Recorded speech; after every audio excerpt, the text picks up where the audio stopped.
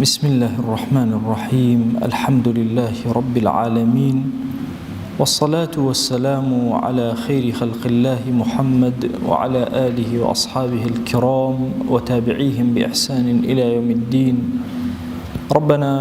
أرنا الحق حقا وارزقنا اتباعه وأرنا الباطل باطلا وارزقنا اجتنابه. ربنا آتنا في الدنيا حسنة وفي الآخرة حسنة وقنا عذاب النار. برزان وخۆشەویستانم ئێمە لە خزمەت کتێبی نایابی تەلبیس ئیبلیسی ئیبن جەوزیە ڕەزا و ڕەحمەتی خوای لێبێ ژیان بەسەر ئەبێن. یەکێک لە فێڵەکانی شێطانمان بۆ باسەکات ئەفەرمێ فێڵێک لە فێڵەکانی ئەو بریتیە لەوەی کە ئینسان کردەوەیەکی باش ئەکات، ئیشێکی باش لە بەرخاتی ڕەب العالەمین ئەکا، ئیتر پێی وایە ئەم ئیشە باشەی کە کردوویەتی هەر گوناهێ بە دوایە بێت ئیتر خوای گەورە لێی ناگرێ. ئەفەرمێ فێڵێکە لە دەرونی تۆیە دروست ئەبێ شەیطان ئەم فێڵەت لێ ئەکا. ئیتر جاری وایە حەجت کردووە لەبەرەوەی بوویتە حاجی وا تەسەوڕەکەی هەندێک گوناهکەی، یا بوویتە مەلایەک و عالمێک وا تەسەوڕەکەی، یا مزگەوتێکی کردوتەوە وا تەسەوڕەکەی کە ئیتر گوناهان کەی لەگەڵ ئەمە کۆ نابێتەوە. یان جاری وا هەیە ئینسان شەیطان ئەی خەڵەتێنێ ئەڵێ من مادەم لە ئەهلی سوننە و جەماعەتم ئیتر باکم نییە چی ڕوو ئەدا و چۆن ئەبێ و مهم من لە ئەهلی سوننە و جەماعەتم. یا جاری وایە کەسی وایە ئەڵێ کاکە مهم عەقیدە و تەواو بێ ئیتر هەرچی ئەکەی بکە. کاکە عەقیدە تەواوی لە ئەعمالە دەرەکە، لە دینداری و خواناسیە دەرەکە. ئاەتێکی پیرۆزمان هەیە زۆر کات بە هەڵا معنى أكري أفرمي إن الله لا يغفر أن يشرك به ويغفر ما دون ذلك لمن يشاء. خوا جل جلاله لكسك نابوري كشريك بو خوا قرار بدا لغيري شريك بو خوا قرار دان هر گناه يكتريها بي لمشيئتي خوايا إمكان لي خوش بإمكان لي خوش نبي. أم آيات باسي أو ناكاتو هر گناه أكيبك باسي حقيقتك أكاك خوا گناهك هي قد لي خوش نابي كشركة مجالي لخشبوني إلهي تيانية نق أمي والله كابرا بلا أما فيلي شيطانة بلا والله يتر من شرك ناكم ما دام شرك ناكم هر جناهكم خواي جور لهم خوش بنا زور جناهي بتشوكيش هي جاري ويا خواي جور كسيك عفو ناكاتو لي خوشنا به ويا علماء كاتك قاعدة يقدا أن لا كبيرة مع الاستغفار ولا صغيرة مع الإصرار. أبي جوان لم قاعدة ورد بينا يعني شركي جاكر توبة كي خواهي قرر لتبود كونها كبيرة كان هارها مويان إنسان توبة كرد خواهي قرر لي أبوري عفويك بلام صغيريكي زور بتشوك نظرك صغيريك بأبي دزنوج أروى بس أجر إصرار تهبو إصرار بمعنى وين يبردوان بيكي ضلت مصر بو لسرويك هربيك لو أتشي لما يكا جاريكيش بيكي بلام ضلت أو ما قد تخطيطي ودانه برنامج ودانه شون نظرك بكم شيء أبيت الجورة لك والله ناكر بو إنسان مسلمان أبي به شياري ما مر لقى الجناح كان أبكى نابي الشيطان بخلتين أبويك ما دام تو أم كرده وباشانته ما دام تو أهلي خيري ما دام تو أوا طاو يترخوي جورة لا همو جناح كانت أبوري تو شيء أكيبك أما هلايك شيطان وفي هلايك شيطان أما زور في رقبون لم يجوا همويان توشي أم حالتان بون لنا وأهل السنة هبوا للشيعة شهبوا عندي قد بدنا يصل الشيعة كابراء الله بس موالاته هبوا آل بيت آل حسين طوا جناهك خرابكاريك زناك فساد لسر زوياك قندليك دزيك على ما دام لآل بيت خوش يسي أو أنت يخول لهم أبوري آل بيت شفاعة بوكم لدرسي بيشوا عرزم كردن پیغمبری خوا صلی الله علیه و آله و سلم بفاطمه ود من هیچ سوده بتو نگن مگر عمل صالح خود نبی و بنوح علیه السلام رب العالمین فرموی انه ليس من اهلك كرك كري خوته بلام لاهلي تونيه تو ما دام خرابكار لتونيه تجي لو سيدنا حسين قوري شباب اهل بهشت بشفاعه وكسك فاسق فاجر كسك هرچی خراپەیەکە لەسەر زەویە کردوێتی و چاوەڕێوەکە بە شەفاعەتی ئەو نەجاتی بێ. بۆی ئینسانی موسڵمان ئەبێ وشیارانە لەم فێڵەی شەیطان بڕوانێ و مامەڵەی لەگەڵان بکە. یەکی تر لە فێڵەکانی شەیطان ئیبن جەوزی باسی ئەکا ئەفەرمێ ئەوەیە زۆر گرنگی بە سوننەت بێ فەرز فەرامۆشکی وحاڵەتێکی خەتەرە لە ئینسانە گرنگیدان و اعتیماداتی هەمووی لەسەر سنە و فەرزەکانی واز دێنن یا فەرزەکان بە کڕچووکاڵی لە کۆڵ کاتە وەڵام سنەتەکانی بە جوانی جێبەجێکە ئەمە فێڵی شێطانە ئەفەرمێ ئینسان جمهوری عولەما لەسەر ئەوەن ئەگەر ئینسان بێت و فەرزەکانی تۆکمەن نەکردبێ سنەتەکان هیچی پێ ناگەێنن فەرمایشتێکی پێغەمبەرمان هەیە صلی الله عليه و آله وسلم هەر یەکێک لە ڕۆژی قیامەتە بانگەکەن نوێژە فەرزەکانە ئادەی ئەگەر کەم و کوڕی تیا بوو ئینجا بە سنەت پڕەکرێتەوە سنەت فەرز پڕ ناکاتەوە ئەو فکرەیە کە هەیە ئەڵێ نوێژ قەزا مەکەرەوە سنەتەکان جێگەیەگرن و فکرەیەکی زۆر هەڵەیە هەر چوار مەزهەبەکە متتەفقن لەسەرەوەی بە نوێژەکان قەزاکێتەوە چونکە بە حەیاتی سنەت جێگەی فەرز ناگرێتەوە بەڵام ئەگەر ئەمە دنیای خەیاڵێکت ڕۆشتووە سەهویەکت کردووە نەتزانیوە لە فەرزەکانە بە سنەتەکان پڕەبێتەوە نەک سنەت جێگەی فەرز بگرێتەوە ئەبەدەن لە هیچ شتێکان نییە لە شریعەتە سنەت جێگەی فەرزی گرتبێتەوە فەرز ئەحکامی خۆی هەیە تایبەتمەندی خۆی هەیە لە شتەکانی ترا بە هەمان چەشن ناکرێ ئێمە بڵێن بە کەسێک وڵا تۆ ئەگەر ڕۆژوو قەرزار بووی قەینا ڕۆژی سنەت بگرە بۆ پڕەبێتەوە بە حەیاتی پڕ نابێتەوە لە نوێژیشە ئەو هەیە لە حەجیشە ئەوە لە زەکاتیشە کابرا زەکاتی دەرنەکرێ بڵێ وڵا سەدەقە دەرەکەم زەکاتەکەم بۆ پڕەبێتەوە پڕ نابێتەوە هەموو شتێک شوێنی خۆی بە تایبەتی فەرز فەرزەکان فەضیلەت و تایبەتمەندی خۆیان زۆر گەورەیە پیاوێک کاتە خزمەت پێغەمبەر صلی الله عليه و آله وسلم وتی بەخوا من تاقەتی درێژدا دڕیم نییە تۆ سعد ئەوەنە شت درێژەکەنەوە دەیدەن یعنی زۆر ئەڵێن بەخوا من ئەمانە شتێکی کورتم پێ بڵێ بچمە بەهەشت پێغەمبەری خوا صلی الله عليه و آله وسلم فەرمووی شایەتمان بێنە پێنج نوێژەکەت جێبەجێکە مانگی ڕەمەزان بە ڕۆژوو بە ئەگەر سەرۆت و سامانتە بۆ حەجکە ئیستیطاعەتە و بڕۆ سەر و سامانتە بۆ زەکاتە ئیستیطاعەت هەبوو بڕۆ حەجکە تەواو وتی بەخوا لەمە زیاتری ناکەم هەر ئەمەیە ئیتر ڕێک ئەمە جێبەجێکە پێغەمبەری خوا صلی الله عليه و آله وسلم فەرمووی ئەم کەسە سەرفرەزە ئەگەر ئەمە جێبەجێکە تەواو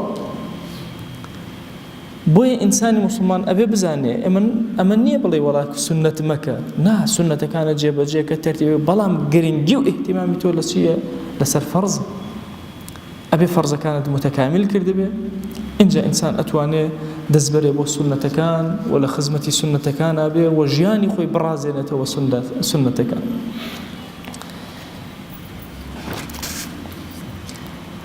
یان هەندێک جار پێ دوا بێت لە مەجالیسێکی ذیکرە دابنیشی و کەمێ دوعا بکەیت و کەمێکیش بگریت وا بزانیت تر خوای گەورە تەواو هیچ نەهێشتوتەوە ئەیتر چی گوناهە بی کە گوێی نەدەیتێ عینەن فێڵی شەیطان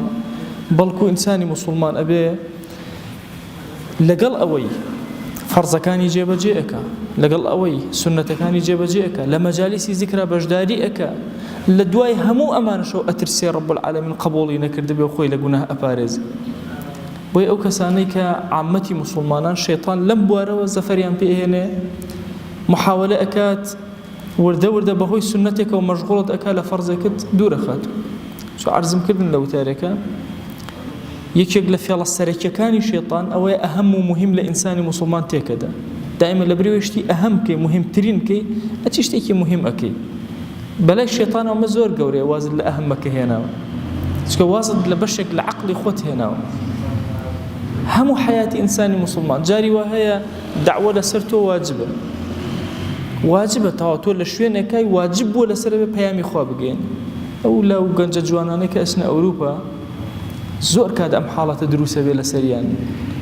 ئەچێتە ناو کارگەیەکە و ئیشەکە بە تاقی تەنها موسڵمانێ لەو کارگایە واللهی واجبە لەسەری بێ پەیامی خوا لەو کارگایە بگەین وا نەزانە یەکێ بچێ بۆ ئەوروپای تر ئیسراحەتەکە بەخوا ئەرکەکانی قورسە بێ لەگەڵ ئەوان نوێژەکانی لەسەر فەرزە ڕۆژەکانی لەسەر فەرزە ئەخلاقی ئیسلامی جوان ئەبێ بنوێنێ لە پەنای ئەمەشابێ بانگەوازی خوا بگەێنێ واجب ئەبێ لەسەری ئەبێ ئەو پەیامە بگەێنە تاکی ئەو نەفەرانەی کە نەیان بیستووە ئەچیتە شوێنێکەوە لادەیەکەوە سەیرەکەی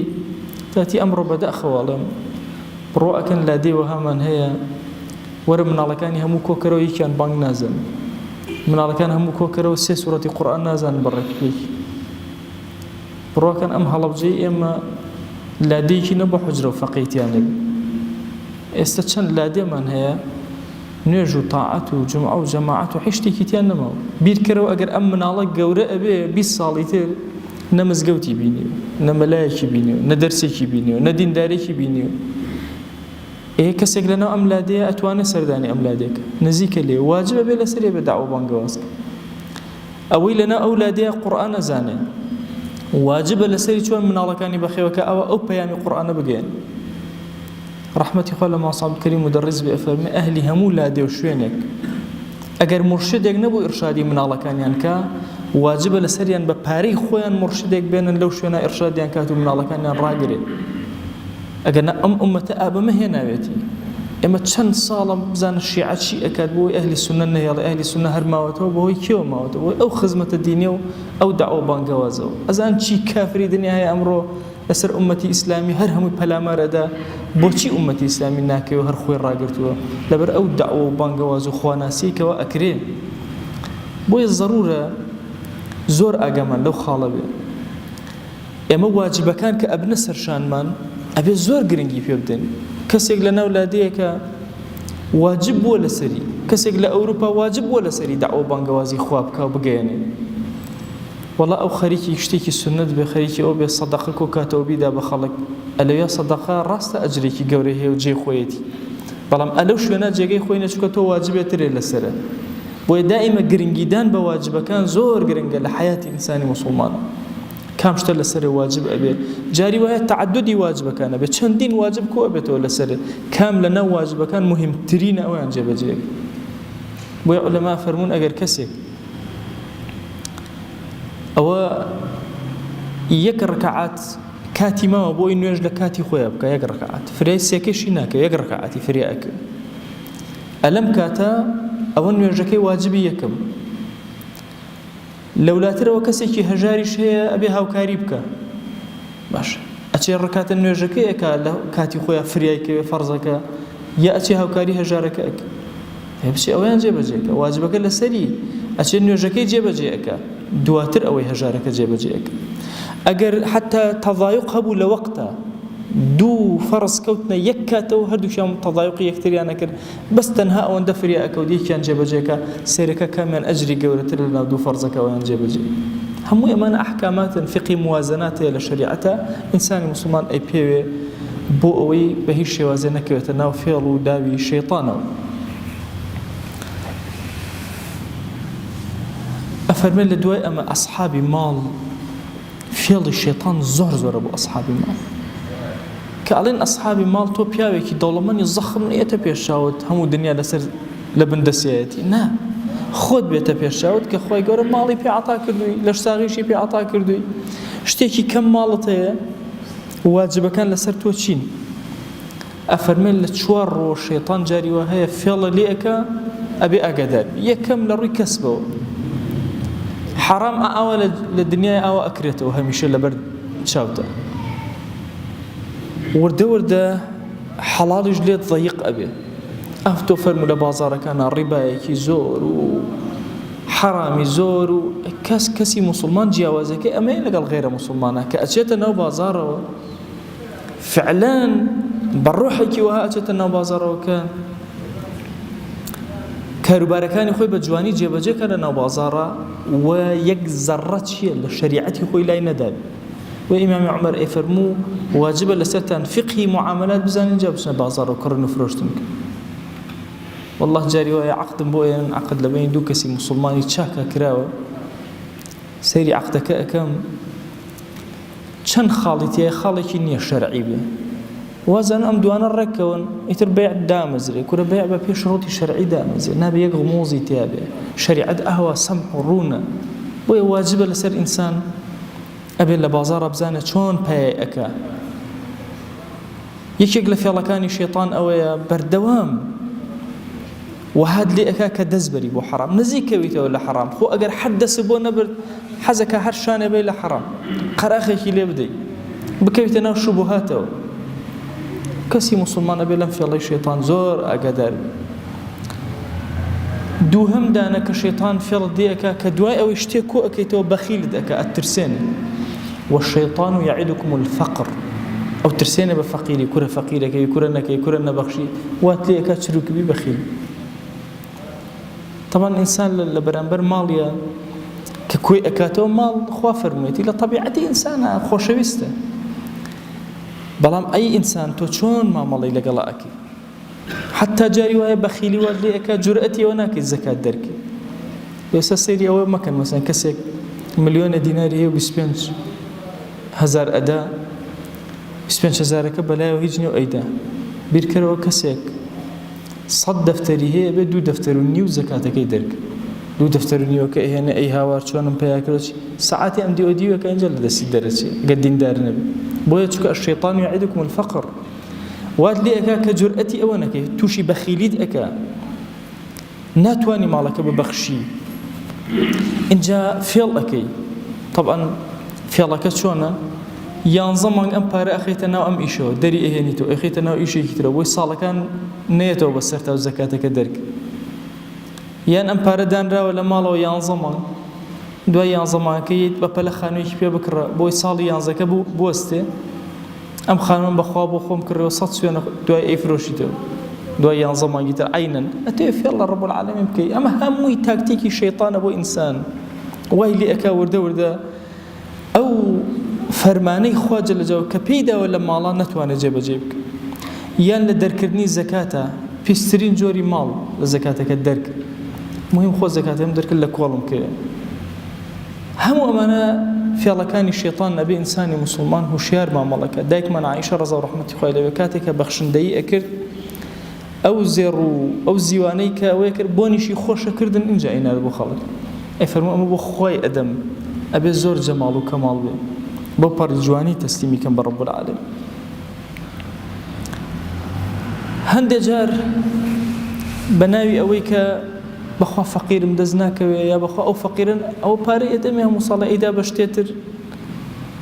لا يخم قلي أدمه كما أدمي يا الناس أنا مشي أنواع في الفري شيطان لو مسائل أنا وات لي أم زكاة لدست نابته وأسأل أفرمي مسألة تكثر لماذا أقل شيء الشرع منعي نكردوه شنية باركو أكيتو كوكر شنية الدولة من تر أبي أو إيشي توي بلكو توي مسلمان أبي لبازار نيالي دينار بكيو تخوارو إلا هي توبي ململانين وبازار يعني تصورك عبد الرحمن كوري عوف أزان لنا وبازارات شم هرشي معامليك لنا وبازار أبو لبشتو عبد الرحمن كوري عوفيتين أزان عثمان كوري عفان خلقي مدينة أبون بسيه بشو بەشێ كان قەرزاری بوون بەشێکیان بە پیاوەتی پارەی پێدا بوون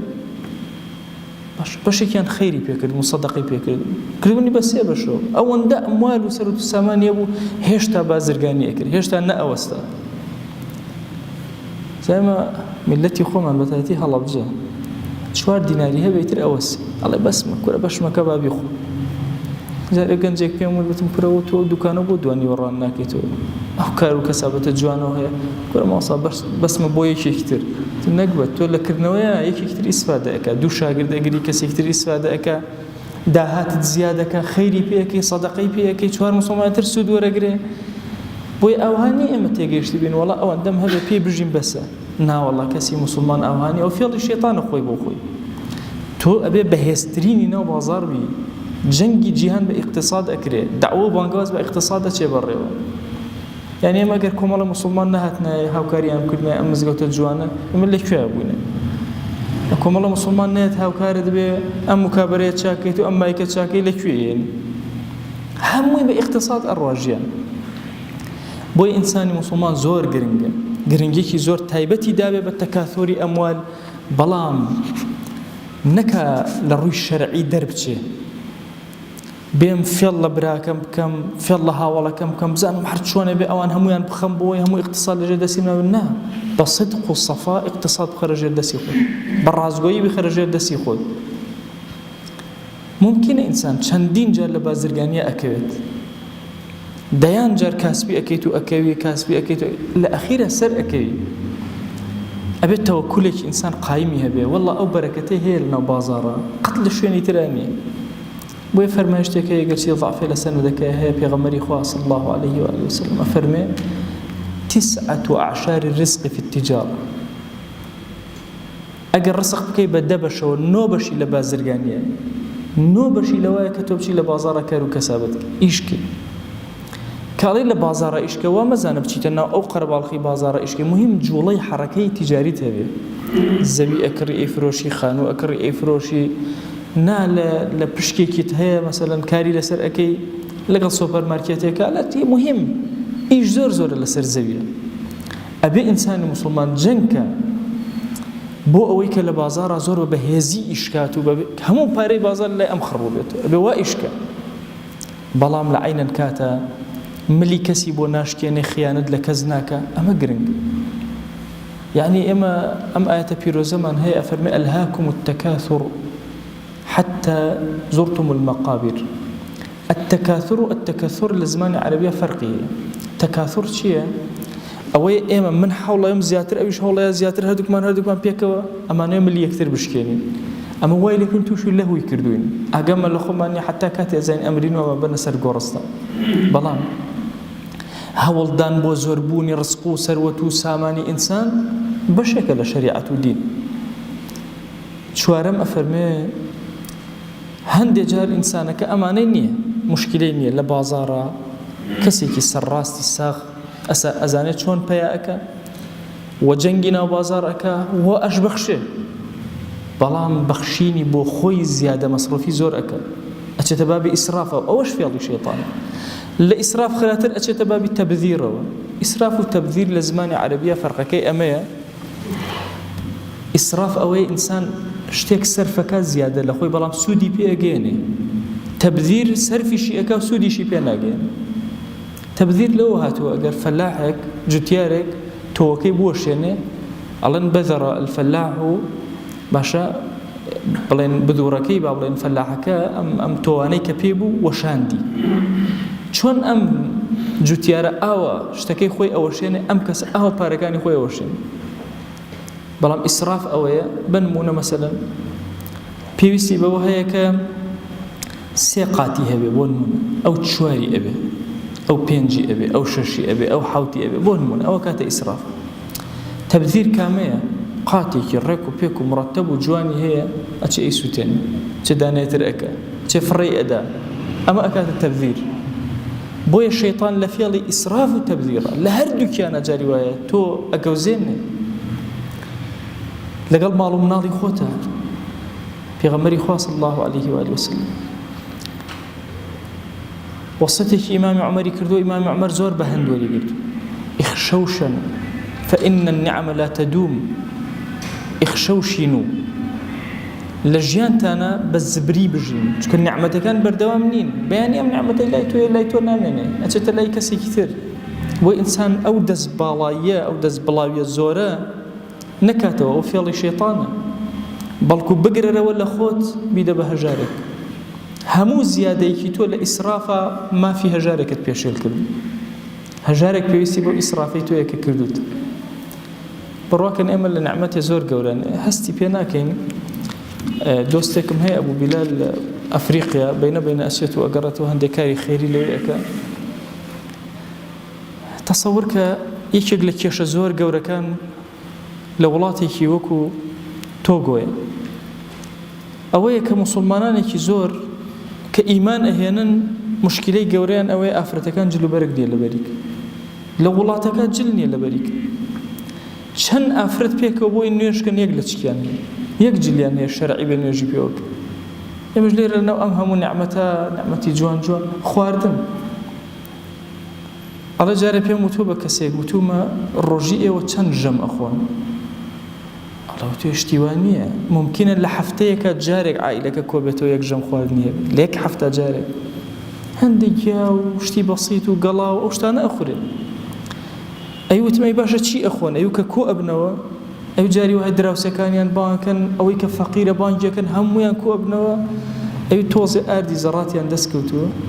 لەگەڵ قەسەبی شەکرە تێکەڵیان کردو کوڵانویانە شتێکی شیرین دەرچوو ئەڵێ حەڵوایە تەقریبا ئەو هەم پارچە بچووگەیکەنە سەر گەڵا و ئەی خۆن ئەو ژەمێکی زۆر تایبەتە لە ئەوە نە سفرە و نە هیچ و حاڵ ئەن ئێمە لە نیعمەتێکی زۆر گەورەین تەسەور کە ئەگەر ئێمە ئیماندار ئیسرافێ بکەین ئیلا تێیە گوناهبار بوو بیرکەرەوە هەمیشە لە ئیسرافێکدا هەژارێ ببینە لێ قەومە ببینە کە هیچی نییە یەکێک لە فێڵە زۆر خەتەرەکانی شەیطان لە مەسەلەی جلوبەرگە تووشی کیبرت ئەکا، لە مەسەلەی خواردنە عەینەن تووشی ئیسرافت ئەکا. زۆر کەدوهات لێ ئەکا لە ئیسرافی زۆرە پەنابەریتە بەر حەرام و دەستبەری بۆ حەرام. ئەنەس ڕەزا و ڕەحمەتی خوای لێ بۆمان ئەگێڕێتەوە لە پێغەمبەریان صلی الله عليه و آله وسلم فەرمووی هیچ کەسێکتان نییە قاچەکانی بجوڵێنە لە ڕۆژی قیامەتە ئیلا کۆمەڵی پرسیاری لێ ئەکرێ، پرسیاری تەمەنی لێ ئەکرێ لە چیا فەوتانی، پرسیاری لاشەی لێ ئەکرێ ئەم لاشە بەهێزە لە چیا ڕزاندی،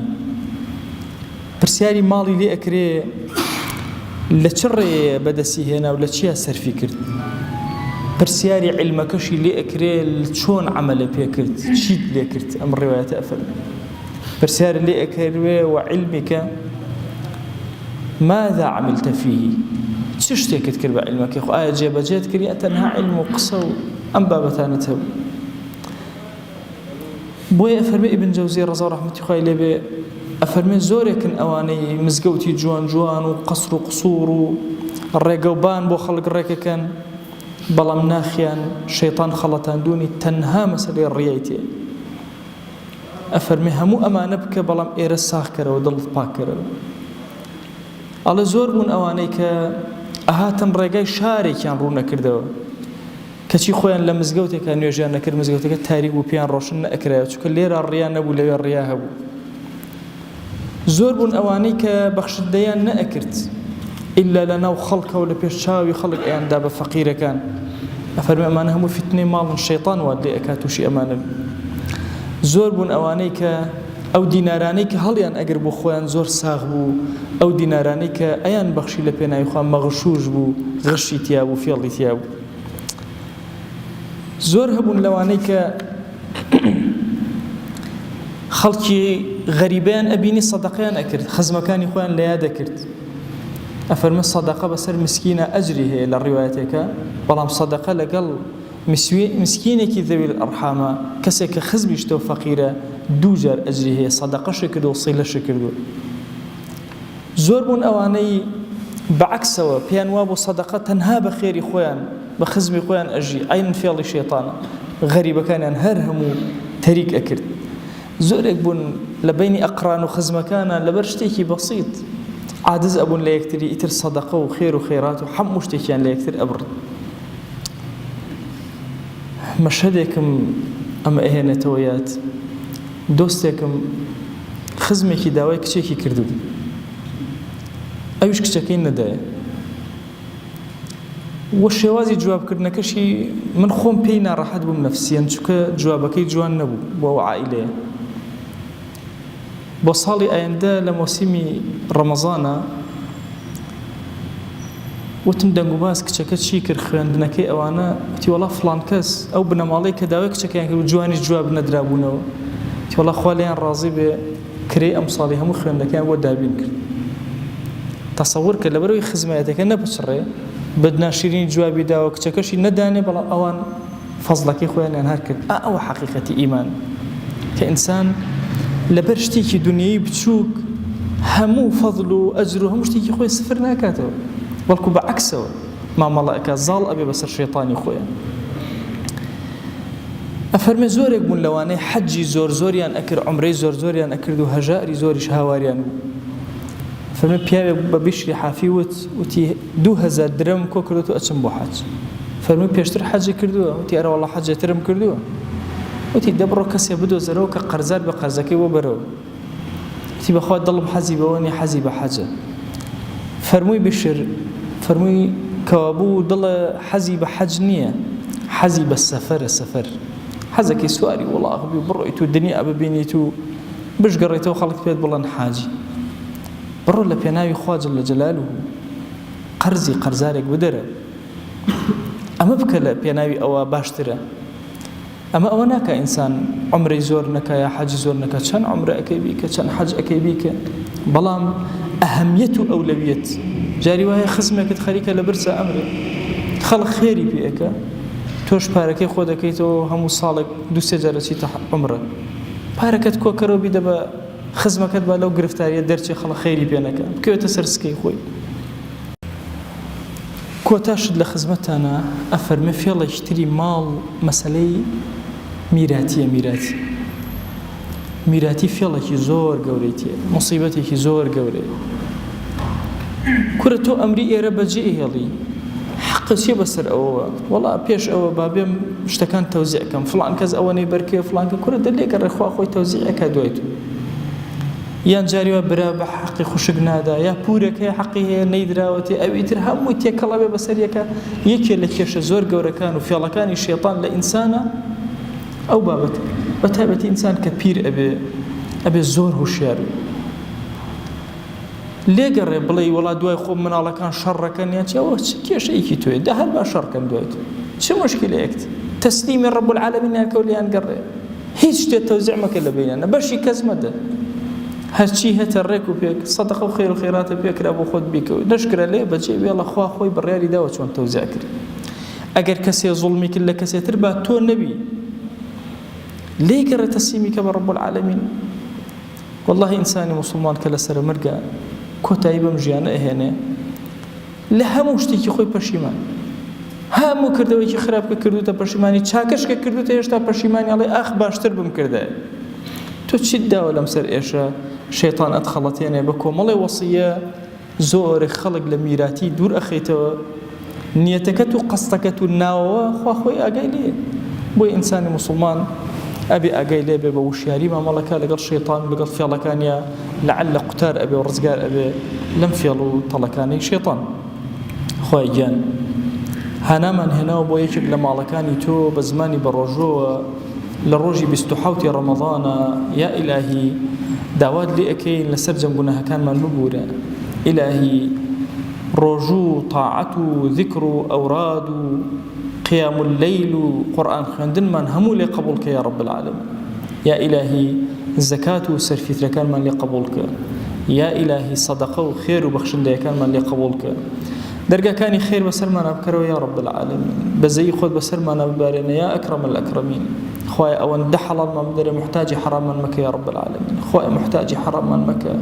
یا ئیلاهی محتاجی حراممان مەکە لە حرام بمان پارێزە یا رب العالمین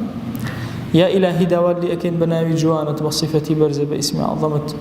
دڵمان پڕکە لە نووری ئیمان یا رب العالمین یا ئیلاهی داوات لێ ئەکەین گوناهەکان لە پێش چاومان ناشرین کە یا ئیلاهی داوات لێ ئەکەین بە ڕەحمەت و بەزەی خۆت بە گەورەی خۆت بە کەڕەمی خۆت ئیمانمان سەلامەت کە یا رب العالمین لەم زەمەنی فیتنا خوایە هانامان بۆ لای تۆ هێناوە ئیمانمان سەلامەت کە یا رب العالمین یا ئیلاهی داوات لێ ئەکەین بە ناوی جوانت بە صیفەتی بەرزە بە ئیسمی عەظەمت ئەم مسلمانە هاتوونەتە ئەم ماڵەی تۆ یا ئیلاهی مسلمانانی هەموو جیهان لەم ڕەمەزانە هەموویان دەستیان بۆ لای تۆ بەرز کردوتەوە هەموو ڕووگەیان تەنها بۆتە تۆ یا ئیلاهی تۆ زۆر دەوڵەمەند و ئێمەی ئومەت هەموو فەقیر یا ئیلاهی ئەومان بێحاڵ و ماڵە ماڵداریکە ئەومان بێ مناڵە مناڵی پێعەتاکە ئەومان بە مناڵە مناڵی ساڵحکە یا ئیلاهی ئەومان گرفتێکی هەیە بۆی چارەسەرکە ئەومان دڵ و دەرونی نائارامە دڵ و دەرونی ئارامکە ئەومان ماڵی نائارامە ماڵی ئارامکە یا ئیلاهی داوات لێ ئەکەین ئەومان نەخۆشە شیفای بۆ بنێرە ئەومان نەخۆشی هەیە شیفا بۆ نەخۆشەکەی بنێرە یا ئیلاهی ئەومان قەرزارە قەرزی سەرشانی سووکە ئەومان کەم ڕزقە ڕزی حەڵاڵی زیادکە یا ئیلاهی داوات لێ ئەکەین ئەوەندە حەڵاڵمان بدەرێ محتاجی حەرام نەبین یا رب العالمین خوای گیان محتاجی حەراممان مەکە یا رب العالمین یا ئیلاهی ئیخلاسمان پێ عەتاکە پەنا ئەگرین بە تۆ لە ڕیا پەنا ئەگرین بە تۆ لە تەکەبور پەنا ئەگرین بە تۆ لە ترسنۆکی پەنا ئەگرین بە تۆ یا ئیلاهی لە فەقیری پەنا ئەگرین بە تۆ لە نیفاق پەنا ئەگرین بە تۆ لە کوفر پەروەردگارە داوات لێ ئەکەین بە ڕەحمەت و بەزەی خۆت پەنامان بدە لە چاوی پیس پەنامان بدە لە دڵی پیس پەنامان بدە لە حەسادەت پەنامان بدە لە سحر یا رب العالمین پەنامان بدە لە شەڕی شەیاطین و ئینس یا ئەکرەم الئەکرەمین خوای گیان داوات لێ ئەکەین بە ڕەحمەت و بەزەی خۆت لە گوناهی دایک و باوکمان ببورە یا ئیلاهی لە گوناهی دایک و باوکمان ببورە یا ئیلاهی لە گوناهی دایک و باوکمان ببورە یا ئیلاهی دەرەجاتیان عالیکە یا رب العالمین یا ئیلاهی داوات لێ ئەکەین لە گوناهی برا و خوشەکانمان ببورە لە گوناهی خزم و کەس و کارمان ببورە لە گوناهی خێزان و هاوسەر و مناڵەکانمان ببورە لە گوناهی وەچەکانمان ببورە تا ڕۆژی قیامەت یا رب العالمین یا ئیلاهی لە گوناهی دراوسەکانمان ببورە لە گوناهی مامۆسا و قوتابیمان ببورە يا إلهي هر مسلمان ما فيك بسر ما نوي لجناهي ببورة خواي هر مسلمان ما في بسر ما نوي لجناهي ببورة يا إلهي ظلما لهر مسلمان كردو لما في يا إلهي لي ببورة يا رب العالمين يا إلهي هر مسلمان ظلمي لي كردو لي ببورة يا رب العالمين خواي داوال لي أكن بناوي جوانت وصفتي برزة باسم عظم الدعاء كان من قبولك يا رب العالمين يا إلهي أجرتي إما شايست النبين هاور من بولاي درجائته هنا ويا إلهي تخش شايستمن كدعاء كان من قبولك يا رب العالمين يا إلهي أمتي بيغمبر صلى الله عليه وسلم لنشستيكي زور قورة ولنا راحتيكي زور قورة هانا من هنا وبولايتو يا أكرم الأكرمين رحمة بم أمة ببارنا خواهيان دروس من كرو السيد وقائد عالم يا رب العالمين عدالتي خد بأيما بسسبين يا رب العالمين يا إلهي داوال لي أكين أقر شي إيما كم ترخم بين تو خود شياو مانك يا رب العالمين بهيز مانك يا رب العالمين اقتصادي ولاتي خمان بدر ودسمان يا رب العالمين يا إلهي داوال لي أكين لفيرلو طلقي يهود ونصارى ومجوز بمان بارزة يا رب العالمين خواهيان داوال لي أكين بناوي جوانت وصفتي برزة باسمي عظمت شون ألم رجع مباركة كوت كردنا ولا مالك خوتا أو لبهشتي خوتا كمان كرا ولا حضوري بيغمبرا صلى الله عليه وسلم آمين آمين والحمد لله رب العالمين وصلى الله على سيدنا محمد وعلى آله وصحبه وسلم تسليما كثيرا أبدا إلى يوم الدين ويقول لقناه من شيء وجبوري خالي من قبل